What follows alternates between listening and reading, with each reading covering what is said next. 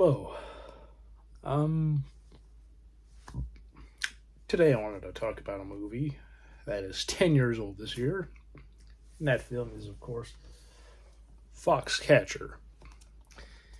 Now, this is a movie that was actually the very first movie I ever talked about when I did this series exclusively about talking about movies, where before I would just every so often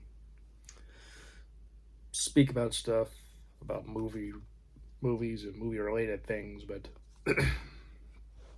I really decided I wanted to just sort of when I decided I wanted to just kind of talk about movies in general, I chose this to start off, and I still love this film to this day. It's an excellent movie,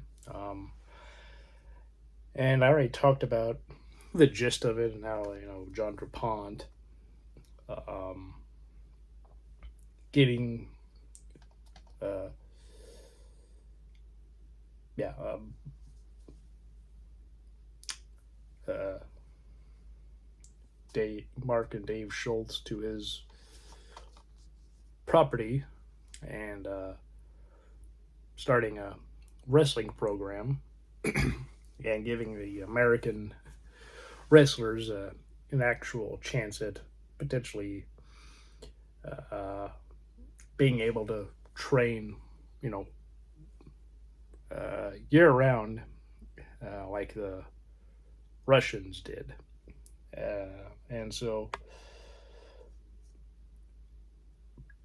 you know, obviously people have critiqued this film in the sense that there's various things that were not included. Um, but if I recall correctly, if not in that video, I know I did talk about this movie at various other points um, on my channel. But at one point, this film was like a little over 4 hours. Like saw there's like 4.5 hours from Bennett Miller, or maybe like 4 hours and 15 minutes, and he thought that that would be actually a pretty good length in order to show it everything. And so some of the stuff that people were saying, missing some of John DuPont's, kind of going insane. You throughout the film you see how he's odd and everything, but and you get to see a bit of him snorting cocaine, and having a drink here or there, but nothing to the extent where he really goes downhill with the drugs and the drinking, and along with his own uh, mental capacity is going, downhill because he's not getting treated medically. Um, but yeah, Steve Carell is amazing in this. I said before, and I will say it again. In my opinion, he should have won Best Actor. Mark Ruffalo as Dave Schultz should have won Best Supporting Actor. Um, and this film, I think, should have even won, Best Screenplay and Writing. And of course, it was nominated for 5 Academy Awards. Best Screenplay, or Best Makeup. Also, that was another thing. So that would be 4, I guess, Oscars that I would have liked to have given it, but it didn't get nominated for Best Picture, which I think it should have, but that's unfortunate.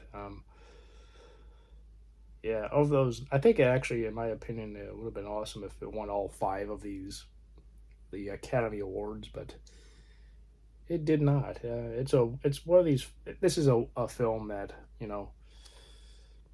was talked about quite a bit, and in a few years afterwards, there were some documentaries like a 30 for 30 documentary by ESPN about Foxcatcher, um, where they talked a lot about from Mark Schultz, as well as some of the people who were on Foxcatcher, from the wrestlers and to other people involved.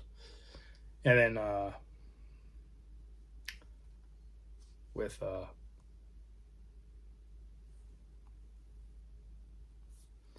um, Team Foxcatcher, there's quite a bit of archival stuff where you get to see John DuPont and even more footage of uh, Mark Schultz, and you get to hear from Mark's wife Nancy, and various other people that it's and those two documentaries are very good. And some say because of those documentaries and how well done they were, and you get to see various people's perspective on what all happened there and everything leading up to the tragic events, because this film does not end in very happily. John DuPont needed a lot of help, and because he was so rich, he could, in so many ways, just kind of do what he wanted. And also he became very close with the police. Like for instance, here on the back, there's a shooting range on his Foxcatcher farms, and so he would let them come out and shoot, for target practice, or perhaps if they got new guns to test out, to properly train and use them, they'd allow them to come and do that.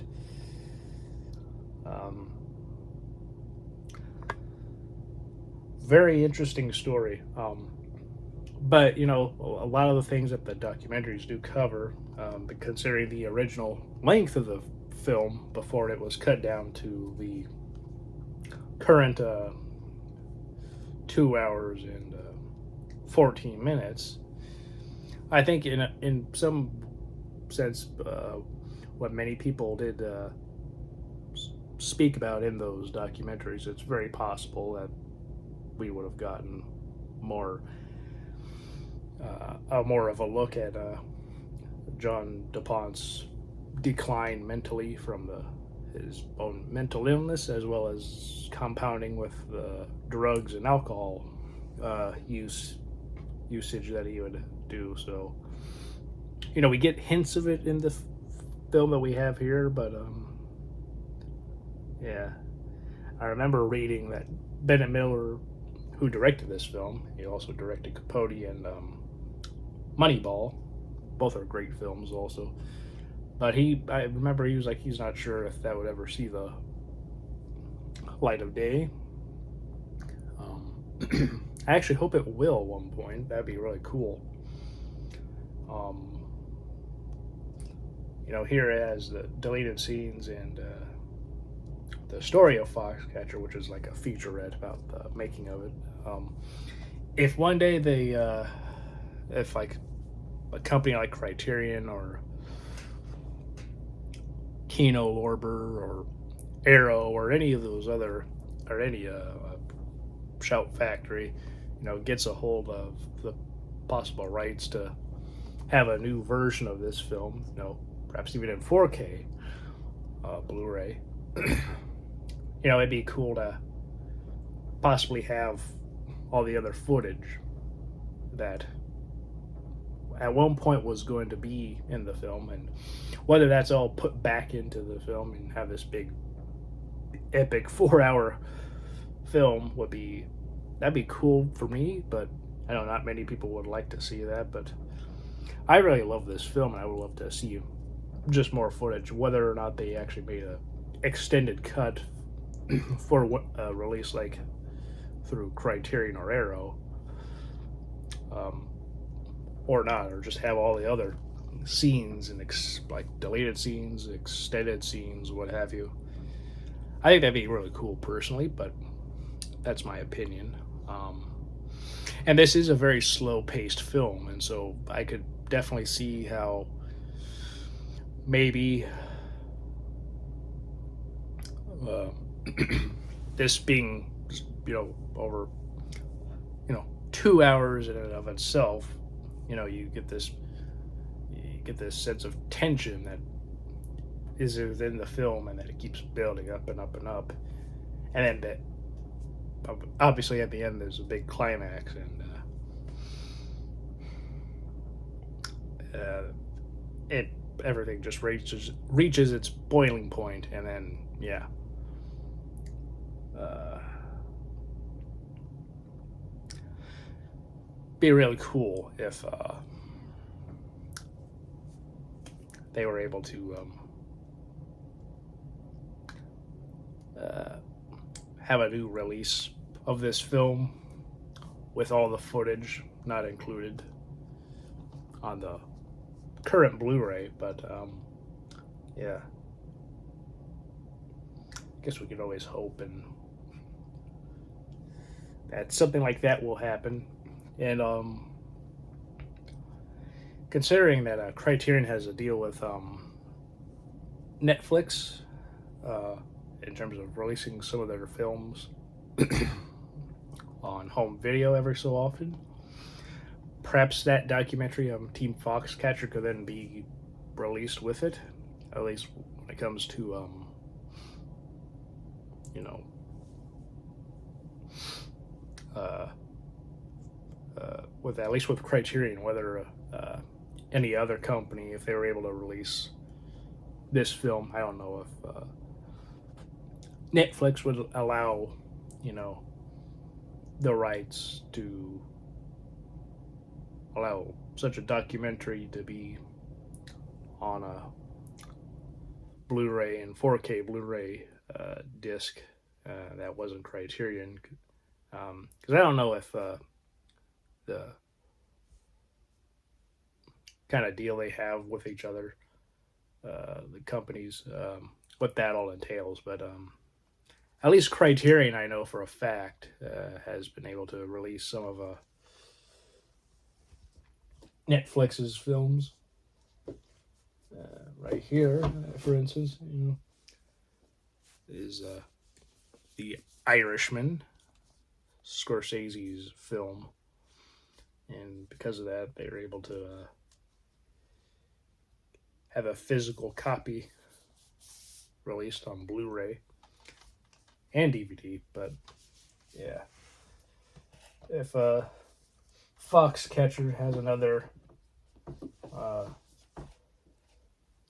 physical media release, at least in terms of like a 4K, it'd be awesome if that Netflix documentary was included at least. I know with ESPN, who knows whether they would be fine with their documentary to be on a physical media uh, release. That might not be their own, so I don't know about that one at least, but it'd be really cool to have that as sort of a companion with this. But yeah, this story is very interesting, and the performances are excellent. Channing Tatum does an excellent job. Mark Ruffalo does, and of course Steve Carell.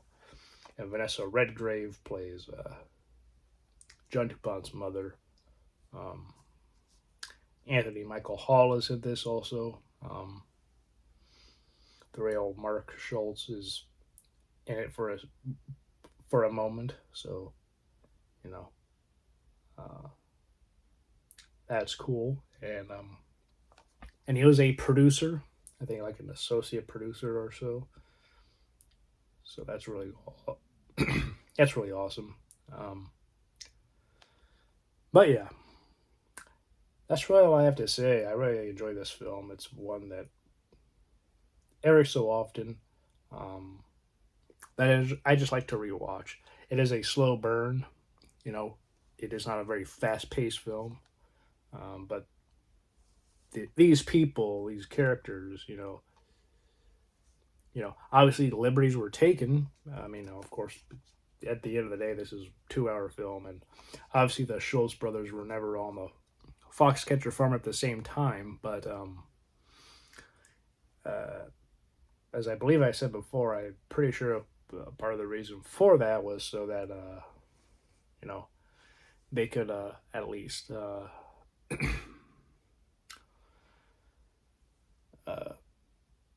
get them have more have some screen time with the brothers because once you go to the Foxcatcher Farm, it really is just stays there, and so like you want to show the brothers' relationship at least early on, and then kind of get into Foxcatcher Farm and John DuPont.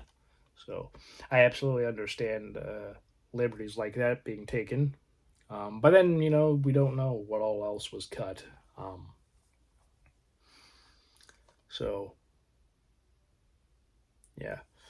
The winner of Best Director at the Cannes Film Festival. And those that win that award rarely win the Best Director Oscar. So I guess Bennett Miller being nominated but losing isn't all that surprising with that being a factor. I mean, there have been a few people who have won both the same year, so there is that. But obviously, awards aren't always everything. But I think sometimes as time goes on, you can look back and be like, yeah, maybe perhaps some of those awards should have gone elsewhere. But then again, you can think about that every year. Some years though, it's like, yeah, the right film, right performances won, right people won. This film won no Oscars, and I think at the very least it should have won Best Makeup. You know, I mean, Steve Carell looks very a good amount like John DuPont in his vocal inflection when watching real footage and seeing the mannerisms of the guy. Steve Carell did an excellent job. Um, and again, I wish he would have won the Oscar, but you know what? Hey, he got nominated, so that's really cool. I don't know if he'll ever get nominated again, but at least he was nominated once, so there is that. But anyway, that's all I have to say. What do you think about Foxcatcher? Do you enjoy this film? Do you dislike it? Have you not seen it? And if not, or maybe you've never heard of it. If so, would you like to or not? Or maybe my whole thing here might have just been blathering on and on a bit too much here and there about some of the documentaries. That could be a companion piece on a possible future physical release of this film. I don't know. But I don't know. I still love this film 10 years later.